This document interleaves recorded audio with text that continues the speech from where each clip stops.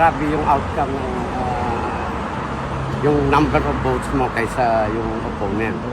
At saka kang Vice Mayor Basteren, including si Congressman Pulong, and yung anak niya si Omar also won the congressional seat sa 2nd District.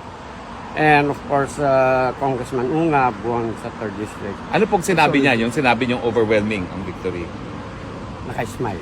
Nakasmile. Nakasmile. Ngayon, yung ano po, yung 5 na pumasok na inendurso natin para senador, ano pong sabi niya?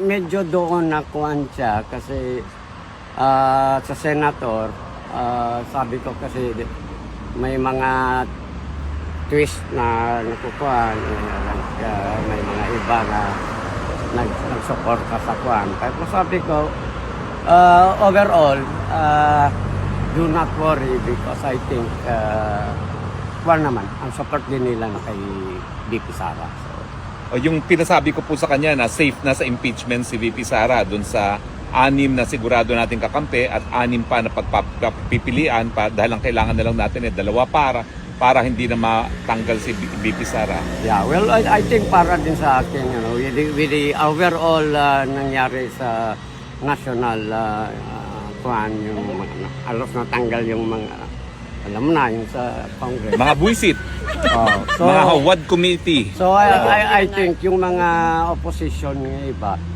I think they will think na it's about time kung ano yung noon, it cannot go that way. So there's a big chance na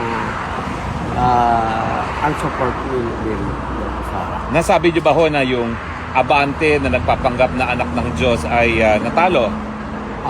Nasabi niyo sa kanya na natalo si Abante? Ano sabi niya? Kinwento ko kay PRRD yan, sabi ko, lahat yung mga yung hinarap mo sa Quadcom, sabi ko walang lumusot. Ano ganun ba? Tawa siya ng tawa. So high spirit siya dahil doon sa resulta ng eleksyon. Oo.